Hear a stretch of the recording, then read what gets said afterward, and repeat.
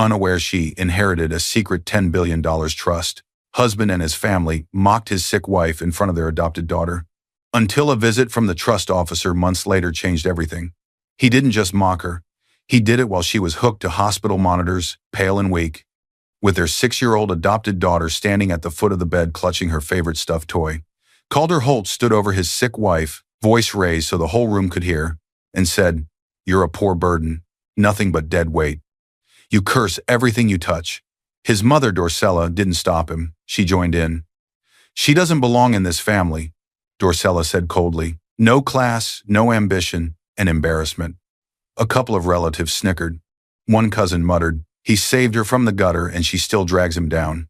No one defended her. Not one person told him to stop. On the bed, Serafina Vale tried to steady her breathing. The dirty water he had thrown on her gown was still drying on her skin. She could feel every pair of eyes judging her, as if being sick made her less human. At the doorway, another woman, Nix Arden, leaned against the frame, watching with a small, satisfied smirk. Near the side of the bed, their little girl, Luma, cried out, "She's not a burden. She's my mama." But the Holt family acted like her voice didn't matter either. What none of them knew, not Calder, not Dorcella, not the relatives laughing at her, was that Serafina wasn't just the poor sick wife they liked to insult. For years, her name had been written in a private $10 billion trust. A trust officer had already been trying to reach her. One notice had gone missing from her mailbox. Another, sealed and marked urgent, had been intercepted at the hospital right in front of her, then burned. Months later, when a man in a dark suit would walk into the Holt estate, open a folder, and say the words Serafina Vale, sole heir, every cruel sentence they spoke in that hospital room would come back to choke them. This isn't just a story about a family mocking a sick wife. It's about what happens when you laugh at the woman you think is powerless, while standing on a fortune that secretly belongs to her. Dear viewers, thank you for being here. If you watch without subscribing, it's almost like standing silent in that hospital room while they mock Serafina. When you click that button, you stand with every person who has been called burden, dead weight, or embarrassment and still chose to rise. Please subscribe now and tell me in the comments where you're watching from. The sound of a slammed door shattered the morning calm. Serafina Vale, 32, soft-spoken, gentle-eyed, flinched before she even turned her head. Calder Holt, her 35-year-old husband, stormed into the foyer with the same sharpness he used whenever he felt inconvenienced. His suit was perfect, his hair was perfect, and his expression was colder than both. "Why is this place always a mess?" he snapped, even though the marble floor shone and every cushion was straight. You'd think someone who grew up poor would at least know how to take care of something. The insult landed like a slap, but Serafina did not react. She never gave him the satisfaction. Instead, she quietly adjusted the backpack of their 6-year-old adopted daughter, Luma, who stood between them with wide, alert eyes. Luma watched everything now. She had learned too early that moods change faster than weather in this house. This was their life. Calder demanding, Calder insulting, Calder irritated with her very existence. But this wasn't where the story began. To understand Serafina's silence, her patience, you had to understand the world she came from before Calder tried to erase her. Serafina Vale was raised far from luxury. Her guardian, an elderly woman named Maeve, had taken her in at age 8 after a family accident Serafina barely remembered. Maeve was not wealthy, but she was educated, meticulous, and strangely connected to people Serafina never met. Letters arrived sometimes in thick envelopes with foreign stamps. Maeve always read them in private. She gave no explanations, only lessons. How to read a contract word by word, how to recognize hidden clauses, how to stay quiet until the right moment. "Quiet is power," Maeve would say, tapping the edge of a thick binder. People underestimate silence. At 12, Serafina experienced her first real mystery. Maeve sat her at a long wooden table, lit by a single lamp. A document lay in front of the girl, heavy paper, strange seal, a name she didn't know. Vale, Trust Division Private Holdings. Maeve let her see the heading, then slid it away before Serafina could read more. "Some inherit money," Maeve said softly. "You inherit responsibility." Serafina frowned. "What responsibility?" Maeve gave her the smallest smile. "When the time comes, they will come to you. Until then, you learn. And you do not sign anything carelessly, ever. No explanation, no numbers, no list of assets. Just a locked metal case Maeve hid in the attic and a rule that never changed. Wait, watch, read everything. Those early teachings shaped her. Even after Maeve passed when Serafina was 19, she continued signing every form with slow, careful eyes. It was a habit Calder mocked whenever he could. Back in the bright Holt foyer, Calder rolled his eyes while she checked Luma's zipper again. "You waste time on pointless details," he muttered. "Always thinking, always reading, never actually useful." Serafina remained calm. She had learned long ago that people like Calder mistook softness for weakness. Luma tugged Serafina's sleeve. "Mama, can you walk me today?" Before Serafina could answer, Calder cut in. "No, she's slow. I'll take you. I don't have all day to wait for her." He turned to Serafina with a smirk. "Skip the bread tonight. You're already looking heavier." Luma frowned. "Dad." Calder ignored her. He always ignored her when he was insulting Serafina. Yet Serafina still held her peace, because while Calder believed she had nothing, no power, no wealth, no defense, he was wrong. Deeply wrong. The seeds of that truth lived quietly inside her past. After Calder left with Luma, Serafina walked to her small desk in the corner of the sitting room. Documents waited there, school forms, insurance letters, boring mail. Calder never handled himself. A few weeks earlier, one envelope had stood out from the rest thick cream paper, no company logo, her name written in precise black ink. She'd left it on the corner of the desk while she finished Luma's school forms. By evening it was gone. Calder said he hadn't seen it. She told herself she must have misplaced it and tried not to think about it. She sat now and began reading one of the ordinary letters with the same careful attention Maeve had drilled into her. As her eyes traced the lines, memories flickered. The long wooden table. Maeve's steady voice. "Do not fear what people think of you," Maeve had said. "One day they will change how they speak when they learn who you really are." "Who am I?" young Serafina whispered. Maeve touched her cheek. "Someone whose worth is already written. Hidden, but written." The flash faded. Present-day Serafina touched the edge of the document thoughtfully. Calder's comments didn't break her. She had survived harsher teachers than him. A photograph on her desk caught her eye. Maeve, standing beside a tall man in a dark suit. His face was half-shadowed, but the bold print on the document beneath the photo stood out clearly. Vale Trust Division Private Holdings. Serafina traced the old seal with her fingertip, the same symbol she had seen on Maeve's hidden papers. She never spoke of the trust, didn't understand its size, didn't know the rules. Maeve had said it wasn't time, and Serafina had obeyed. She placed the photo back and tucked a slim, sealed folder deeper into the drawer. It wasn't cowardice, just discipline. Wait. Watch. Do not reveal what is not necessary. Footsteps approached small, quick. Luma burst back in, cheeks flushed, breath short. "Dad left his phone," she said. "He told me to bring it." "But, Mama?" Serafina knelt. "What is it, sweetheart?" Luma looked at her with a strange, searching sadness. "Mama, why do you flinch when people talk about money?" Serafina froze. She opened her mouth to answer, but a vibration came from Calder's forgotten phone. The screen lit up on the console table. Message from Nix Arden. "Did you tell her yet?" Serafina's breath caught. The name meant nothing to her yet. The question did. Tell her what? Her eyes moved from the phone to the drawer with Maeve's seal, and back again. A dull ache started under her ribs. She thought it was stress. It was the first quiet warning from the illness that would soon send her to the hospital. Some truths don't stay hidden forever, and some betrayals begin long before anyone names them. The pain hit her like a sudden knife under the ribs, sharp, fast, stealing her breath before she could steady herself. Serafina gripped the edge of the hospital bed as another wave of dizziness moved through her. Monitors beeped softly, not yet alarming, but her body felt loud inside her skin. Her vision blurred, then cleared. The nurse at her side spoke gently. "Deep breaths, Mrs. Holt. In through your nose, out through your mouth," Serafina tried. She had lived with these episodes for years, chronic fatigue, sudden dizzy spells, a heart that sometimes raced without reason. Calder called it drama. Doctors called it an irregular rhythm and stress. Now the episodes were closer together. This time, the family doctor insisted on hospital tests. Calder Holt burst into the room with his usual force, pushing the door wider than necessary. His expression held irritation instead of concern. "What now?" he barked. "The nurse texted that you felt faint again. You always overreact." His dismissal cut through her more than the pain did.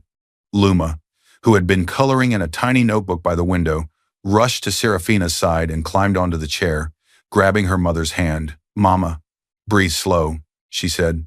"Like you taught me," Calder scoffed. "She teaches you to panic. She's always been dramatic."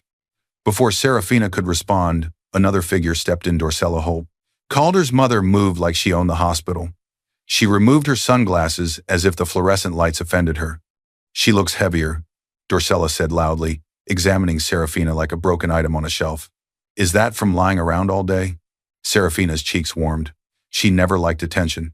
Humiliation felt worse in public. The nurse, standing by the monitor, stilled at the insult.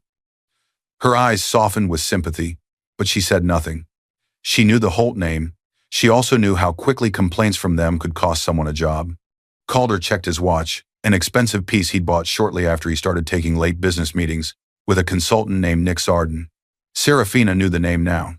She had quietly searched Calder's phone bill one night. Nick's called often. "I don't have time for this," Calder muttered. "Doctors love drama." "Just handle it," Serafina swallowed. "Mama's not dramatic," Luma said suddenly, chin raised. Her small voice trembled, but her eyes were fierce. "She's hurting." Dorcella gave the child a thin, mocking smile. Children should stay out of adult matters. Serafina squeezed Luma's hand before the girl could reply. She didn't want Luma punished for defending her. The nurse stepped forward. "Mrs. Holt, your last EKG showed some irregular rhythm. We need to monitor you a bit longer. Any shortness of breath? Chest tightness?" Serafina opened her mouth to answer, but Calder spoke first. "She's always feeling something. She reads too much into every small ache." The nurse hesitated. Serafina lifted her hand slightly, signaling she would speak for herself. "I just need a moment," she whispered. "It comes and goes." The nurse nodded, adjusted a setting, and then a soft notification beep sounded from the station outside. She stepped into the hallway, then returned with a small stack of items, labs to sign, a plastic cup for urine tests, and one cream-colored envelope. "This came earlier this morning," the nurse said. "Registered mail, hand-delivered by a courier. It's marked urgent, addressed to Serafina Vale Holt." Serafina's chest tightened. The envelope carried a seal raised, formal, identical to the one she had seen in Maeve's old papers. Before Serafina could reach for it, Dorcella stepped forward, faster than anyone expected, and took the envelope out of the nurse's hand. "She doesn't need paperwork right now," Dorcella said coolly. "She can barely focus as it is." Calder gave a short laugh. "Exactly. Don't hand her anything important. She'll just make a mess of it." The nurse blinked, surprised. "Ma'am, this was signed for by family," Dorcella cut in. "And I am family." The nurse looked at Serafina. Serafina's lips parted, but years of being dismissed held her back for 1 second too long. Dorcella slid the envelope into her handbag with a smooth, practiced motion. Serafina's pulse quickened. She had seen that seal before. Maeve once told her, "One day something sealed will arrive. Do not be afraid of it. Do not let anyone else speak for you." Now someone else had it. Luma, still holding her hand, leaned closer. "Mama, you look sad." Serafina forced a gentle smile. "I'm okay, little light." She wasn't. The nurse lingered beside the bed, clearly uncomfortable. Her eyes flicked once toward Dorcella's bag, then back to Serafina. I'll note in your chart that urgent mail was delivered," she said quietly. The words were careful, but there was meaning beneath them. A record, a trail. "Let us know if you need anything," she whispered before slipping out. Serafina watched her leave. As the door closed, she caught a glimpse of something on the corner of the envelope inside Dorcella's bag, a faint, unfamiliar symbol printed next to the seal. Not just a trust seal. An activation mark Maeve had once pointed at in a textbook and called the point of no return. For the first time in a long time, Serafina's breath caught not from illness, but from fear. Something important had finally reached her, and someone else had taken it. Some hands take what doesn't belong to them, and some take it for a purpose far darker than silence. By late afternoon, the hospital's family lounge buzzed with low conversation, coffee smells, and the soft drone of a muted TV. Serafina had been wheeled there for a short break from the machines. She insisted on standing now, gripping the back of a chair to prove to Luma she was fine. She wasn't. Her knees trembled. Her pulse fluttered in her throat. But she needed to look steady. Chaos met her the moment she stepped fully inside. Dorcella Holt stood in the center like she owned the room. She was rearranging furniture, giving orders to a young staff member. "Move that chair," Dorcella commanded, pointing to the spot beside Calder. "Calder's guest will sit here." Her tone made it clear this was not a request. Serafina froze mid-step. Calder stood near his mother, arms crossed, leaning back casually as if posing for a camera. His smirk gave Serafina her first warning that something was planned. Then she saw her. Nix Arden, the name from Calder's phone.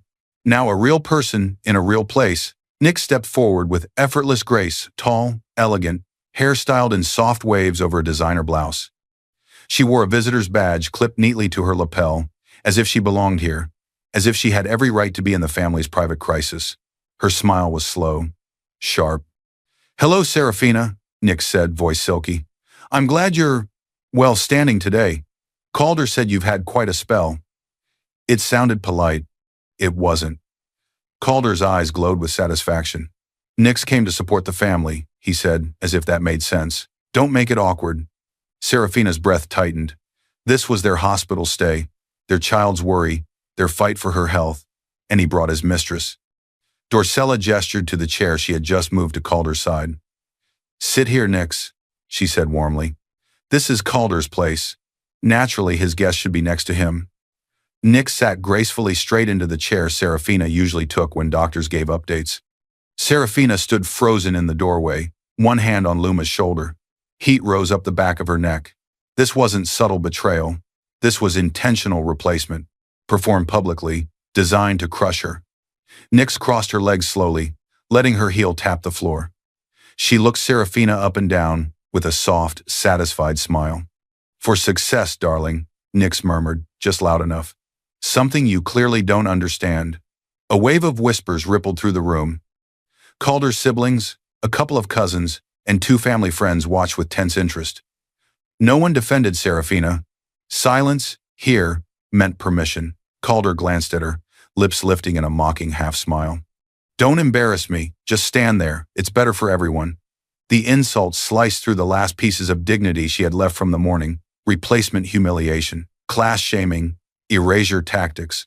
Every cruelty Maeve once warned her about was unfolding in real time. Serafina tried to inhale slowly, grounding herself like Maeve had taught her. Calm through pain, quiet through cruelty. Her chest ached from the effort. Beside her, Luma looked up with confused eyes. "Mama," she whispered, tugging Serafina's sleeve. "Why is she in your place?" Serafina swallowed hard. How did someone explain adultery and cruelty to a 6-year-old? She couldn't. Not yet. Nix leaned back in the stolen chair, hand resting lightly on Calder's arm. Calder turned toward her, talking softly, laughing in a way Serafina didn't recognize anymore.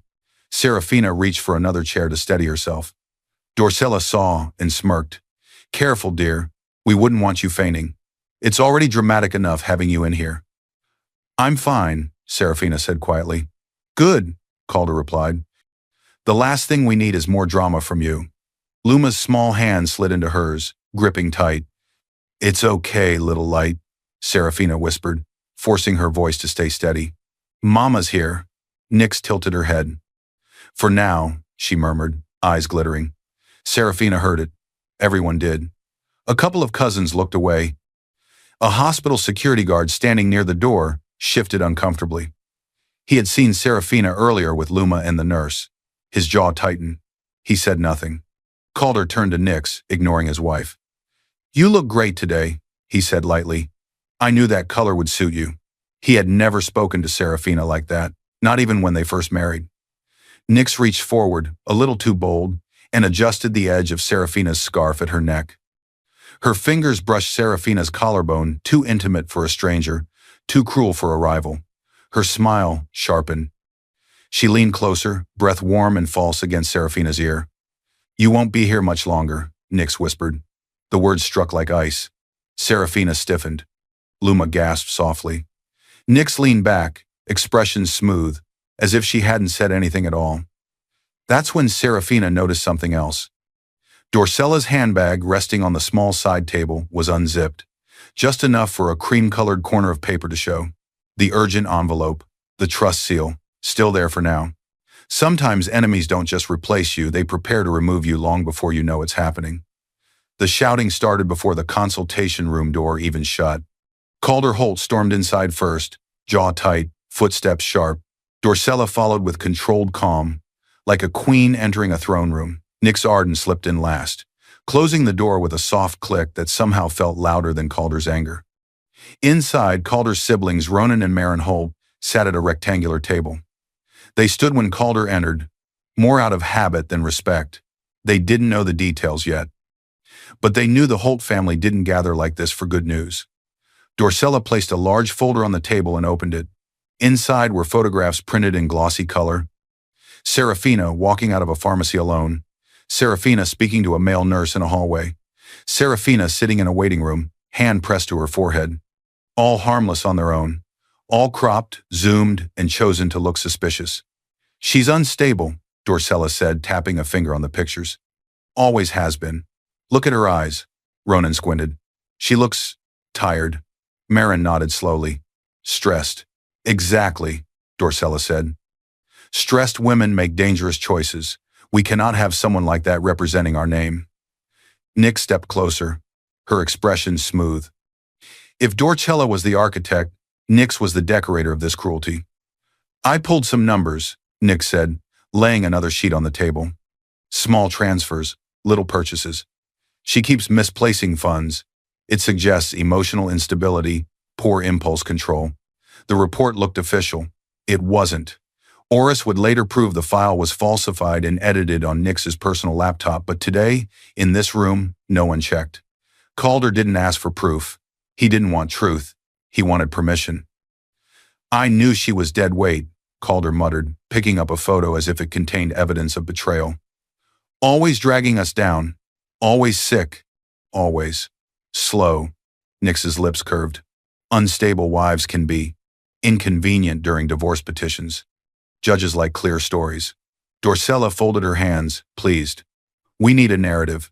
She's fragile, depressed, unable to manage finances or a household. That will justify removing her from anything important: money, Luma, decisions. And if she ever gets some kind of inheritance, her eyes glinted, we position ourselves as protectors, for the child, for the estate. There it was, the lie. New but already polished. Serafina isn't dangerous, Marin said softly. She's quiet. Quiet people hide the most, Dorcella replied. You know that. Ronan shifted. We just need to be careful legally, Mother. We can't just throw her out.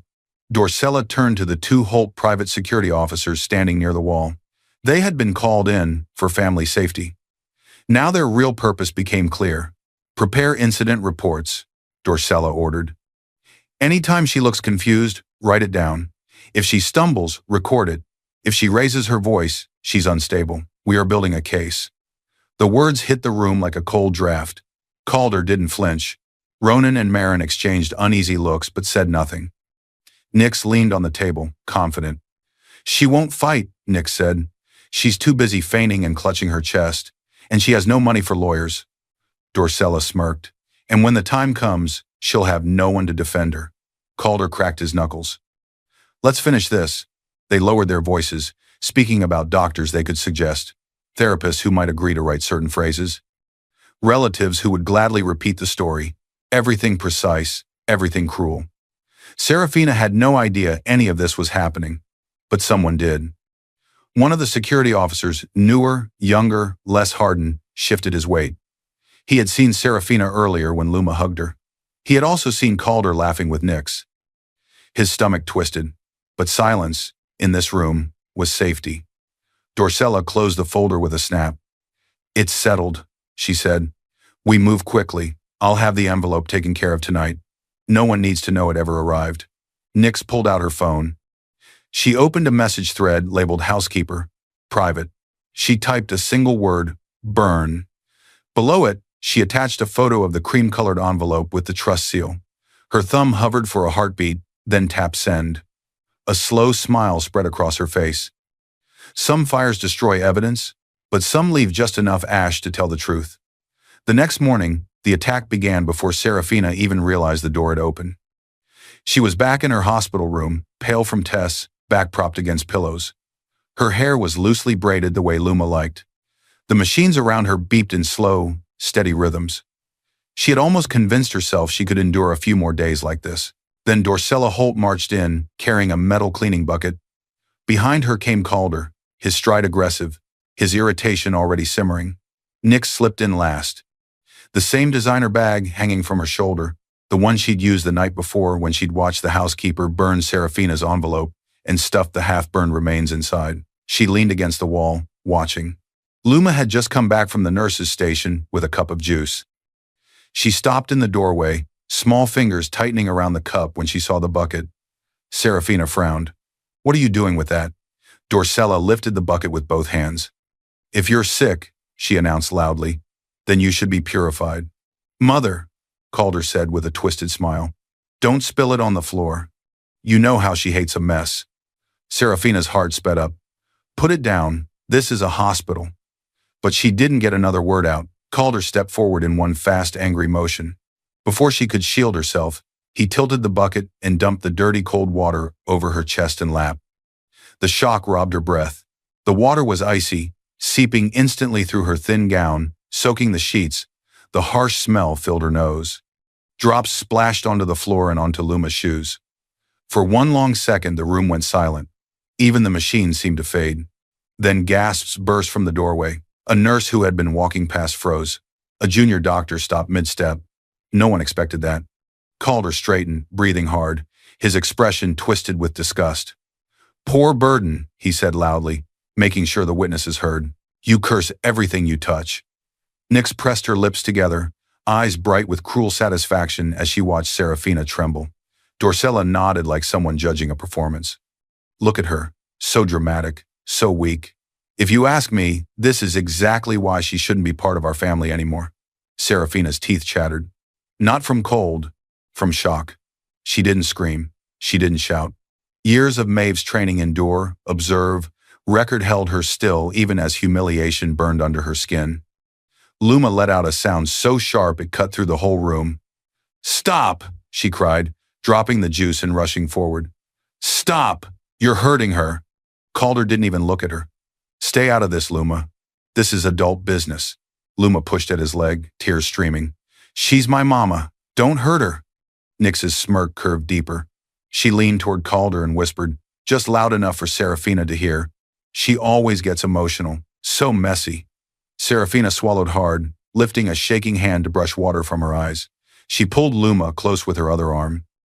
"It's okay, little light," she whispered. "Mama's here." From the doorway, the nurse finally moved. "Sir, you can't do that," she said, voice firming. "This is a hospital. I'm going to have to report," Calder snapped. "Report what? I was helping." She needed to wake up. She always acts half dead. The nurse looked at the soaked sheets, the shivering patient, the crying child. Her jaw set. "I'm still documenting this," she said, "and I'll be calling the charge nurse." Dorcella clicked her tongue. "Oh, please. We donate enough to this hospital. Don't make a scene over a little water." The nurse didn't back down this time. "Leave," she said. "Now, all of you, unless you're immediate caregivers. I'll get fresh linens." Calder stared at her, then at the security camera in the corner he had forgotten was there. A flash of uncertainty crossed his face. "Fine," he muttered. "We were leaving anyway." Dorcella lifted her bag. Nix pushed off the wall to follow. Nix lingered for one last dig. "You should rest," she said sweetly. "You look exhausted."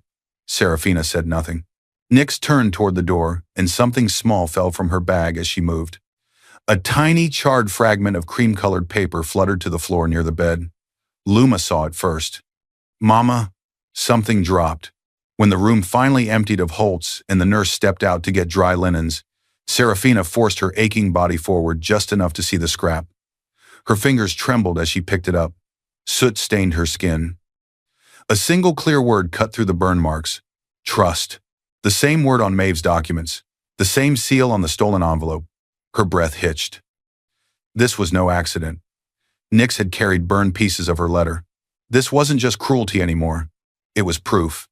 Some things burn easily, but some secrets survive the fire, waiting for the right person to uncover them. All right, here's the second half. Scene 610 rewritten, all dots connected, and then a breakdown of the logic gaps I fixed for these scenes. 2 days after the humiliation, the hospital discharged Serafina. The cardiologist adjusted her medication, wrote stress-related triggers in her file, and gently suggested counseling. The nurse who had witnessed the dirty water incident walked her to the elevator in silence. "If you feel unsafe at home," the nurse said softly, "there are people you can call. I documented what happened." Serafina nodded once. "Thank you." Calder hadn't come that morning. He'd sent a short text. "Work. We'll talk later." Dorcella didn't come at all. Nix never visited unless Calder was there. Serafina knew what "we'll talk later" meant. He would talk. She would endure. Not this time. She held Luma's hand tightly as they walked out of the hospital. The air felt too bright, too sharp for someone who had been under fluorescent lights and judgmental eyes. Calder had arranged a driver, but when the car pulled up, Serafina didn't give the Holt address. She gave a different one. A small, modest building on the quieter side of town. A furnished short-stay apartment Maeve once pointed out years ago and called a safe place if you ever need to breathe. Back then, Serafina didn't understand. Now she did. The driver didn't care. He dropped them off, took his payment from the Holt account, and left. Inside the temporary apartment, the silence was heavy but kind. No Dorcella, no Calder, no Nix. Just a couch, a small table, a narrow kitchen, and space to think. Luma fell asleep on the couch, still clutching her stuffed toy. Her small body curled toward the back cushions, finally relaxed. Serafina watched her for a long time. Then she took off her necklace. The tiny rusted key that had hung around her neck since she was 8 swung from the chain. It had once opened a metal case under Maeve's bed, later under Serafina's. After she married Calder, she moved the case to a safe deposit box so no one in the Holt house could touch it. She had never opened it fully, not until now. She went to the bedroom, closed the door gently, and pulled a slim safe deposit envelope from her bag. She had stopped by the bank on the way from the hospital, hands still shaking, and signed for the box Maeve had left in her name. Now the metal case sat on the bedspread, dull and familiar. Serafina slid the key into the lock. It turned with a soft click. Inside were 3 things: a folded document with Maeve's careful handwriting, a business card with a name and phone number, and a small yellowed instruction card. She picked up the card first. "If they ever strip you of dignity, call." Her throat tightened. They had. In front of nurses, in front of her child. She picked up the business card. Malin Cross, attorney at law, small print at the bottom. Trust and estate protection. Confidential counsel. Serafina's fingers hovered over her phone screen for a heartbeat. Then she dialed. The line rang once, twice. Then a calm female voice answered. "This is Malin Cross." Serafina swallowed. "Malin, my name is Serafina Vale." "Maeve." "Yes," Malin interrupted gently. "I've been expecting your call. Maeve told me you might need help one day." Serafina froze. "She did?" "Maeve planned ahead," Malin said. "Where are you? Are you safe?" Serafina glanced toward the living room where Luma slept. "I'm in a temporary apartment, away from my husband, away from his family." "Good," Malin replied. "Text me your address. I'm coming over." "And Serafina?" "Yes." "Don't apologize for calling. This is exactly why Maeve hired me." Malin Cross arrived within hours. She was in her early 40s, sharp-featured, hair tied back simply, dressed in a dark suit that looked like it had seen more courtrooms than parties. She stepped into the apartment, took everything in with one quick sweep, and sat at the table. "I'm your legal counsel now," she said without small talk. "Nothing you say leaves this room without your permission. Start from the beginning, slowly." So Serafina did. She told her about Calder's constant insults, Dorcella's cruelty, Nix's presence at the hospital, the stolen envelope, the dirty water, the burned fragment with the word trust, Maeve's teachings, the symbol on the seal. She did not cry. She simply told the truth. Malin listened without interrupting, only asking a few precise questions. "When did you first see the sealed envelope? Who else saw it? What did the nurse do?" When Serafina finished, Malin leaned back. They've crossed several lines, she said. Not just moral ones, legal ones. She pulled out her phone and sent a short message. A quiet knock came at the door 40 minutes later. A man in his late 30s walked in square glasses, calm eyes, a worn leather notebook in hand. "This is Oris Pike," Malin said, former compliance auditor. "Now, he helps clients like you when someone has been creative with money and documents." Oris nodded politely. "I work quietly, but thoroughly." He sat, opened his notebook, and clicked his pen. "Did anyone intercept your mail recently?" he asked. Serafina stiffened. "Yes, at the hospital. Dorcella took a cream-colored envelope addressed to me. It had the same seal as Maeve's trust papers." "Describe the seal," Oris said. She did. Every line, every symbol, even the small activation mark in the corner. Oris's expression sharpened. "That's not a random logo. That's a registered trust insignia." "What does that mean?" Serafina asked. "It means," Oris replied slowly, "that someone interrupted an official trust communication. And if they burned it, as you suspect, that's destruction of legal correspondence, especially if the trust is large." "Large?" Serafina repeated. Malin's eyes were steady on her. "Maeve never told you the figures?" "No," Serafina whispered. "She just said I inherited responsibility." Malin opened her own folder and slid a single sheet across the table. "We suspected this might be connected to you for years," she said. "Maeve hired me to monitor the Vale Trust quietly and to act if anyone interfered with you. We sent a formal notice to your home address first. When it never reached you, the trust arranged a registered courier to the hospital." Serafina looked down. "Vale Dynasty Trust. Beneficiary file. Serafina Vale?" Her heart pounded. "She named me?" Serafina asked. "She built the entire structure around you," Malin corrected softly. "And your safety." Oris tapped the table lightly. "If Holtz intercepted that envelope, they didn't just insult you, they interfered with this." He pointed to the trust document. Malin nodded. "Which changes this from private family cruelty to something much larger. Fraud, obstruction," Oris added, "and possibly inheritance interference." Serafina stared at the sheet, at her name printed in bold. Calder had always told her she was nothing. The paper in front of her said otherwise. Oris closed his notebook. "We'll need a copy of that burned fragment. Hospital records, security footage, bank statements, phone logs. We'll move step by step." Malin's voice softened. "You don't have to fight alone anymore, Serafina. Maeve saw what you might face. She put people in place for this exact moment." Serafina exhaled slowly. Her silence wasn't empty anymore. It was loaded. With evidence. With names. With Maeve's plan finally waking up. Some crimes hide in ashes and bank lines, but ashes still carry fingerprints and numbers. Over the next several weeks, the apartment no longer felt like a refuge. It felt like a war room. The dining table was covered in files, printouts, and a small portable forensic lamp Oris had brought. Luma spent most of her time in the bedroom, drawing or watching cartoons with headphones on, checked on every hour by Malin between phone calls. Oris Pike stood over the table now, sleeves rolled up, hands steady. "This," he said, tapping a burned fragment under the lamp, "is where we start." The charred corner of paper glowed faintly under the light. The word trust still cut through the blackened edges. Serafina sat with her hands folded, eyes never leaving the fragment. The investigation did not explode. It advanced like a blade, silent, precise, and meant for cutting lies. A forensic document specialist Oris worked with joined them one afternoon, a quiet man with gloves and a small kit. "The fibers match high-security trust stationery," he said after examining the fragment. "Watermark confirms it belongs to a registered financial entity. This wasn't a personal letter, it was institutional." "And the seal?" Oris asked. "The imprint is partial but distinct. Combined with Miss Vale's description and the trust registry, it's enough to confirm origin." "The Vale Trust Division," Malin said. Serafina inhaled, not in fear this time, but with a sharp recognition. Maeve's warnings, the seal, the activation mark. Oris photographed everything and logged it. "This proves something was burned," he said, "and that it was never junk mail." Next came the numbers.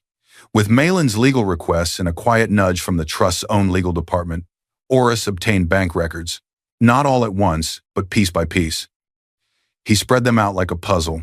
These, he said, highlighting a line of transactions on his laptop, are your joint accounts. Serafina leaned closer. Calder had always accused her of spending too much whenever he wanted to shame her. Oris's cursor moved down a column. Except the bigger withdrawals and transfers, he pointed out. They don't go to you, they go here. He opened another file, a personal account in Nick Arden's name. Small transfers at first, a few hundred, then a few thousand. Then, after Serafina's illness worsened, five-figure sums. Calder told everyone he had to cover your medical bills, Malin said. In reality, he was bleeding the account into his mistress's pocket. A slow, cold understanding settled in Serafina's chest. They starved me, she said quietly, then told everyone I was irresponsible. Oris nodded. It's textbook financial abuse, and it gives them a motive to hide any money that might come to you from a trust, for example. Malin placed a printed copy of the audit Nix had presented in the Holt consultation room on the table. We obtained this through discovery, she said. Calder's lawyer thought it helped them. Oris connected his laptop, opened the digital version, and went straight to the metadata. There, he said, tapping the screen. Created on Nix's personal laptop. Not a company server, not a professional email domain. And see these edits? He scrolled through a log of changes. She built it from a template she downloaded somewhere, then altered numbers to make it look like you were draining funds. She even mislabeled one of Calder's transfers to herself as yours. Sloppy. Serafina gave a short, humorless exhale. Almost a laugh. She always said I had no business sense, she murmured. Projection, Malin replied. People like that assume others are as dishonest as they are. Malin's phone buzzed. She answered, listened, then ended the call. That was the hospital's legal department, she said. They've complied with our records request. We have incident notes, nursing statements, and security footage. She opened a folder and slid some pages toward Serafina, several short statements from nurses and a junior doctor. Patient's husband dumped dirty water on her. Mother-in-law belittled patient's condition. Child present and distressed. Attempted to intercept registered mail. Serafina's eyes moved over each line. They saw, she whispered. Yes, Malin said. And now it's not just a memory, it's documented. Oris opened a video file. Grainy footage appeared. A hallway shot of Dorcella taking an envelope from a nurse and placing it in her handbag. He slowed it down, frame by frame. There, he said. Envelope, seal, timestamp. We now know exactly when your trust letter was intercepted. Serafina didn't look away. Not once.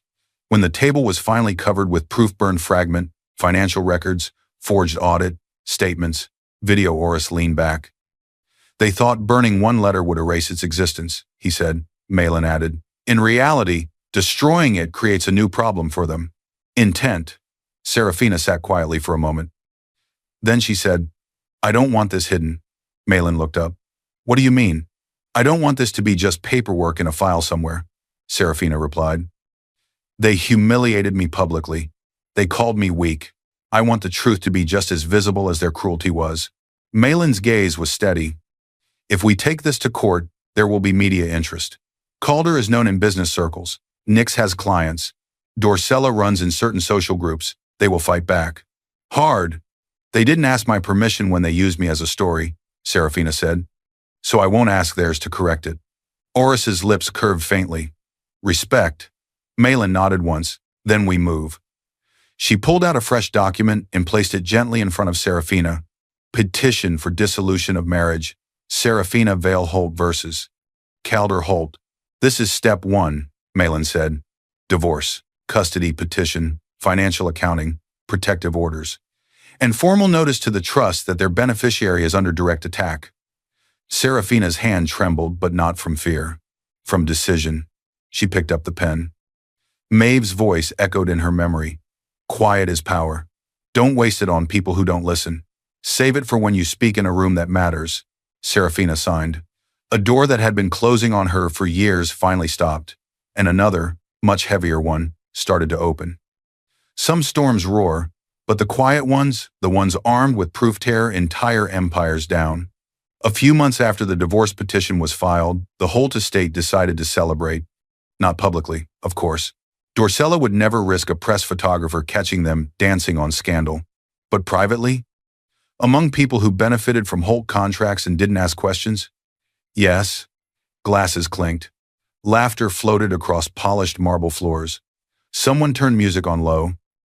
It looked like a casual gathering, but the smugness in the air was thick. Dorsella stood at the center of the living room, pearls resting heavily at her throat. Calder sat beside her, one hand on Nix Arden's knee. Nix wore a silk robe, pale blue, the same robe Luma had once chosen for Serafina on Mother's Day. The one Dorsella had mocked as too plain for a Holt wife. Now it was on Nix like a stolen crown. To better days, Dorsella said, raising her glass. To removing chaos from this family, Calder smirked. And to finally having a woman beside me who understands ambition. Nix leaned forward and pressed a quick kiss to his cheek, her eyes gleaming. She never fit, Dorsella added loudly. She doesn't belong in our world. She never did. A few relatives chuckled, some out of habit, some out of fear of disagreeing. Near the doorway, a security guard stood with his hands clasped in front of him. He'd read the newest internal memo. If trust representatives or court officers arrive, notify immediately. Do not obstruct. He swallowed and kept his eyes on the main entrance. Then ding. The doorbell echoed through the room. Calder frowned. We're not expecting anyone else. Maybe the caterer, Dorsella said. Go check. The guard reached the door first and opened it. A tall man in a dark suit stood there, composed and formal. He carried a leather case in one hand and an ID badge clipped to his lapel. Good evening, the man said. My name is Alaric Venn. I'm the appointed trust officer for the Vale Dynasty Trust.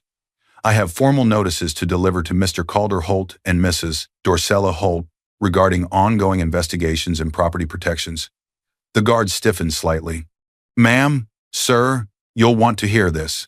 Calder stepped forward, irritation already rising. Who? Alaric repeated calmly. Alaric Venn, trust officer. Nix's hand tightened around her glass. Dorsella's smile froze. Guests turned, sensing a shift. Calder forced a laugh. You've got the wrong address. We don't need whatever you're selling. I'm not selling anything, Alaric replied. I am here because one of my beneficiaries has been deprived of critical trust communication while living in this house and under your authority. He opened his leather case and removed a folder, embossed with a seal. The same seal that had been on Maeve's documents. The same seal on the burned letter. The Vale Trust recognizes Serafina Vale as the named beneficiary, Alaric said clearly. We have activated breach protocols due to interference. The room fell silent. What did you just say? Dorsella whispered. Alaric looked directly at her. Serafina Vale, sole heir of the Vale Dynasty Trust. Current estimated valuation, approximately $10 billion in holdings and assets. Gasps rippled through the room. Nix stood up so fast her chair scraped the floor. That's no, you're joking. Calder's face drained of color. That's impossible. She's nobody. Alaric's expression remained neutral. She is not nobody to us. And legally, she is not nobody to you either. He pulled out another document. We have obtained security footage of an intercepted trust letter inside the hospital where Mrs. Vale was treated. We have witness statements. We have forensic confirmation that the letter was burned after leaving our custody. His gaze shifted from Calder to Dorsella. And we have detailed financial records showing repeated transfers from the marital account to Miss Nix Arden's personal accounts during the same period. Nix's hands shook. Calder lunged toward the documents. Let me see that. Alaric pulled them back. You will see all of this through your counsel. Tonight, my duty is to formally notify you of 3 things. He held up one finger. First, Serafina Vale is our sole heir. Any attempt to pressure her into signing documents related to her inheritance, marital property, or child custody will be treated as coercion and challenged with our full legal resources. Second finger. Second, we have supported her attorney in filing for divorce, custody, and protective orders. As of this afternoon, an emergency order prevents the sale, transfer, or hiding of any major Holt asset that could impact her or her child. That includes this home. Calder's voice cracked. This is my house. Alaric's eyes didn't move. Legally, this house is marital property tied to your name and hers, he said. The court has temporarily frozen your ability to make unilateral decisions about it. You may live here for now, but you may not evict, threaten, or financially sabotage the protected party. A small chime sounded from the hallway. Everyone turned. The security guard glanced at the screen of the estate's home control panel mounted on the wall. "Sir," the guard said carefully, "we just got a remote update from the alarm company. They've implemented the court's temporary restrictions. You no longer have authority to change security codes, guest lists, or access permissions without court approval. It's locked until the hearing." Calder stared at him. "What?" Nix whispered. "You said she had nothing." Dorcella's hand shook, glass rattling against the crystal stem. "You can't do this to us. She was never one of us. She doesn't deserve this kind of protection." Alaric closed his folder calmly. "She didn't ask for protection," he said. "Maeve did. Years ago. She built an entire system to make sure that if anyone tried to strip Serafina of dignity or inheritance, they would find themselves standing exactly where you are right now." Several guests quietly set their glasses down. The room didn't feel like a celebration anymore. It felt like a courtroom without robes. Calder's face twisted. "You think you can destroy my life? You destroyed your own life when you decided humiliation and fraud were easier than honesty." Alaric replied, tone still mild. "We are simply making sure the person you targeted has the resources to stand up." The security guard looked from Calder to Dorcella, then to Nix. For the first time, his sympathy shifted clearly in one direction, not theirs. Alaric nodded once to the guard. "Thank you for allowing me to deliver formal notice." Then he turned to leave. At the doorway, he paused. "One more thing," he added without turning back. "The trust prefers to work quietly, but if necessary, we can work very publicly. I suggest you cooperate with the court." The front door closed behind him. The music was still playing. No one listened to it anymore. Calder suddenly understood. Serafina hadn't been removed from his world. He had just been shown he was never really in hers. The house wasn't the only thing slipping from Calder's fingers. Next, it would be his name, his child, and the story he told about himself. The courthouse hallway smelled like old paper and coffee. Still, when Serafina Vale stepped through the heavy doors into the family courtroom, the air felt cleaner than any room she'd been in for years. Reporters waited near the back, kept at a distance by security. A few whispered as she passed, glancing at printed headlines about the Vale Trust and the Holt scandal. Serafina walked with calm, steady steps. No diamonds, no dramatic outfit, just a simple dress, neat hair, and quiet composure. Beside her, Malin carried a slim case. Oris sat in the second row behind them. Luma, too young to sit through the full hearing, waited in a supervised room down the hall with a court child specialist. She would be brought in briefly, then taken back out. Across the room, the Holt family sat on one side of the aisle. Calder's jaw twitched. Dorcella's lips were pressed so tightly together they had turned white. Nix, out on bail and under investigation because of the falsified audit, stared straight ahead with hollow eyes. The judge entered. "All rise." Everyone stood. "Be seated." The room settled. "Case: Serafina Vale Holt versus Calder Holt," the clerk announced. "Divorce proceedings, custody determination, and motions regarding protective orders and allegations of fraud." Malin rose first. "Your Honor, we intend to show a clear pattern of financial abuse, emotional and medical cruelty, and deliberate interference with my client's legal inheritance and mail," she said. She handed the bailiff a stack of documents, which were passed to the judge. One by one, she outlined the evidence. The burned trust letter and forensic report confirming its origin. Security footage of Dorcella taking the envelope at the hospital. Hospital incident reports documenting the dirty water humiliation and derogatory comments. Bank records showing Calder's transfers to Nix's private account. Metadata proving Nix's audit was falsified. As each item was described, the judge's face grew more serious. Serafina didn't look at Calder. She looked at the judge. At the process. At the place Maeve had promised would matter more than private cruelty. When Malin finished, the judge turned to the other table. "Mr. Holt," he said, "you may respond." Calder stood too quickly. "Your Honor," he began, "this is exaggerated. Serafina, she's always been emotional. She takes everything personally. He floundered. "She's unstable," he finished. "She doesn't understand what she's talking about. She never contributed. I carried everything. And this trust officer, he's twisting things. She doesn't deserve." Malin rose. Objection, character attack, not a response to evidence. Sustained, the judge said. Mr. Holt, address the documents, not your personal opinion of your wife's personality. Calder's nostrils flared. The money transfers were, thank you gifts. Nix did consulting for my company, and the water incident was a joke taken out of context. People overreact. Nurses have their own agenda, and that letter, maybe it was junk mail. How are we supposed to know? The security footage shows your mother taking an urgent, registered letter bearing a financial trust seal, the judge said. Hospital protocols and your own nurse's notes contradict your version of events. Calder's voice rose. She was dead weight. I did what I had to do to wake her up. A wave of murmurs rippled through the courtroom. The judge's expression hardened. Watch your language, Mr. Holt.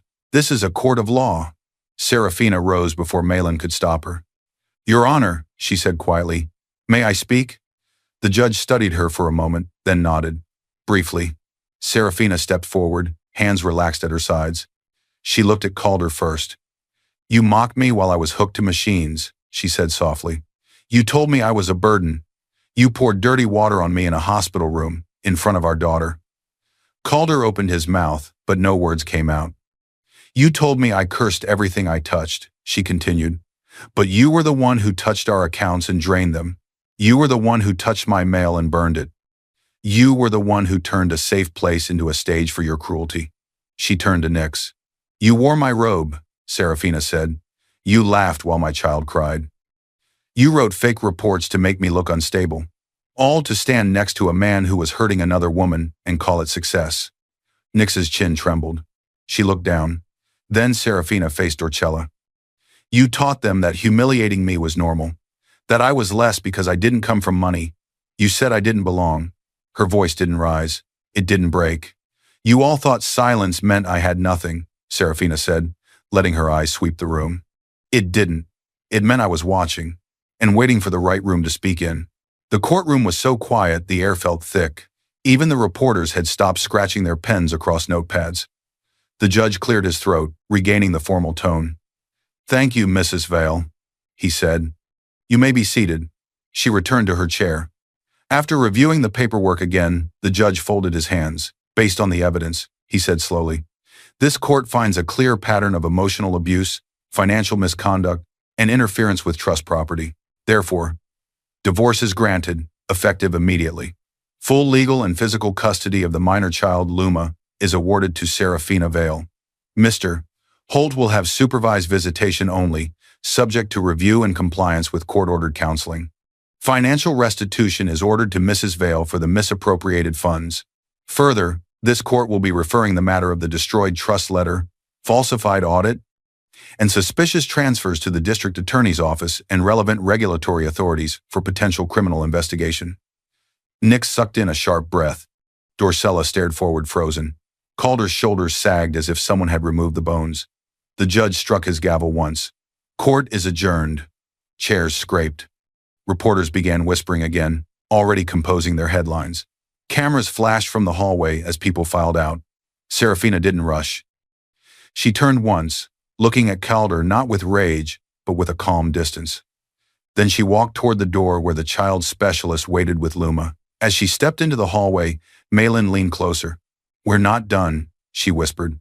This is just the legal foundation, Oris murmured. And the trust hasn't even fully spoken yet. Near the side exit, Nix Arden slipped away quickly. Head down, jacket pulled tight.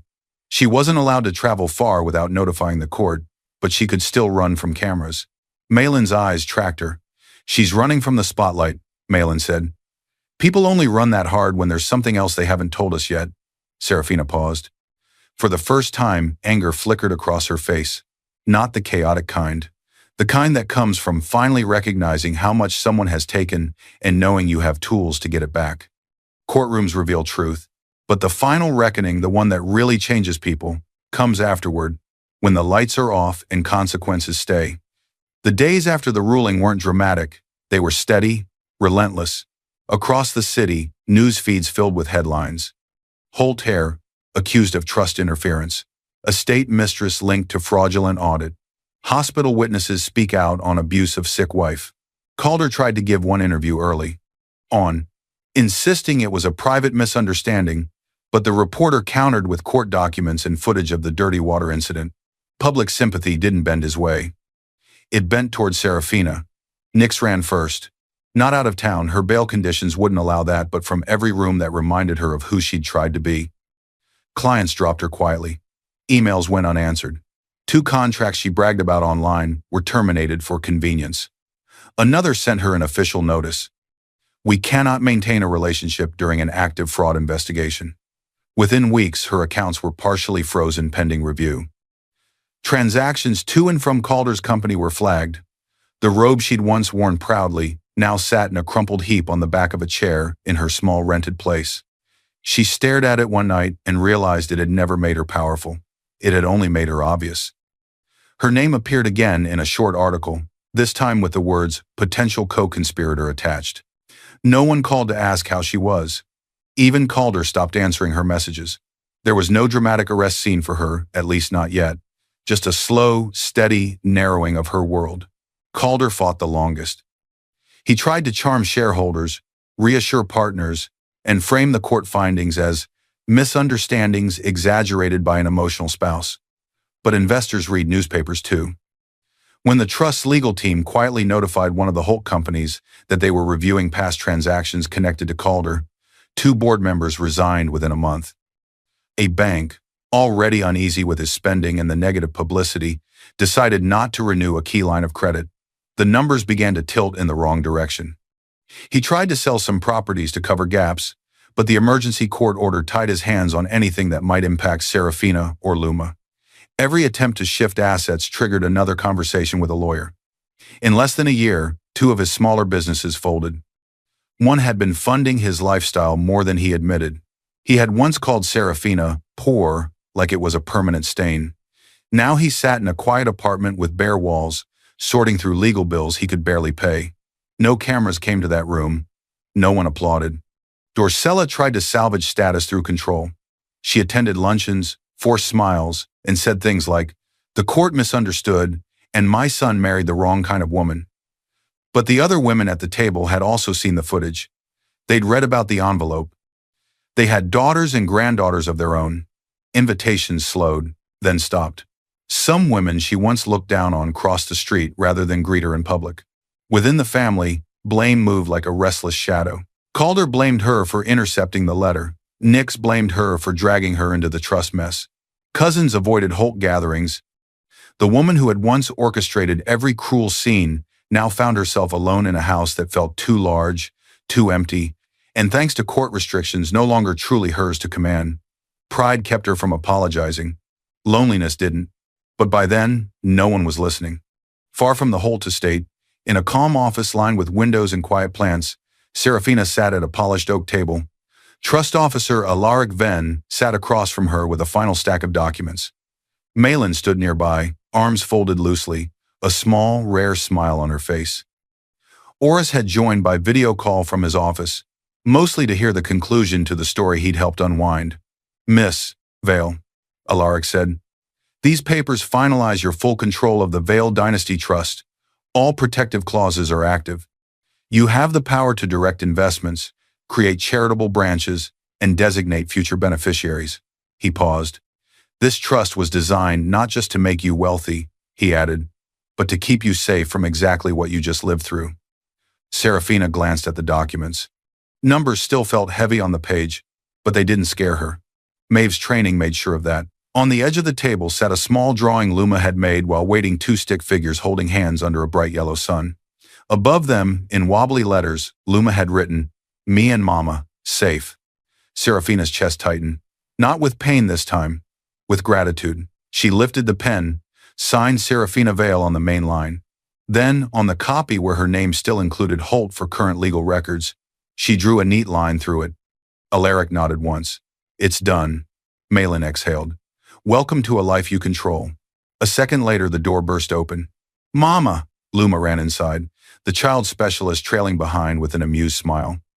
Serafina opened her arms and lifted her, spinning just once, careful of her heart but free in her motion. "Did you win?" Luma asked, eyes wide. Serafina smiled. "We didn't just win, little light. We walked away." Luma giggled and hugged her neck. Are we safe now? Serafina looked into her daughter's eyes. We are safer than we have ever been, she said. And if anyone tries to hurt us again, we won't be silent. Luma nodded seriously, then leaned her head against Serafina's shoulder. Alaric stepped back to give them space. Malin turned toward the window, watching the city moving below. What will you do first? She asked. Serafina thought for a moment. Rest, she said. Then I want to make sure other women like me quiet, called burden, called weak, know they're not alone. Maybe a foundation, legal help, medical support, something that turns all of this into more than just my story. Oris's voice crackled through the speaker. That would be a very efficient use of $10 billion. They all laughed softly. Serafina walked to the window with Luma on her hip. The sun was low but bright, painting the glass in warm light. They tried to erase me, she murmured, more to herself than to anyone else. They forgot I owned the ending, Luma pointed out at the view. It looks like a new story, Mama. Serafina kissed her temple. It is, she said. Behind them, the folder with the trust documents lay closed. The chapter of humiliation was over. I hope you enjoyed watching it as much as I enjoyed creating it. Like, share, and comment on the lessons you've learned. Let me know where you're watching from in the comments below. See you in my next video.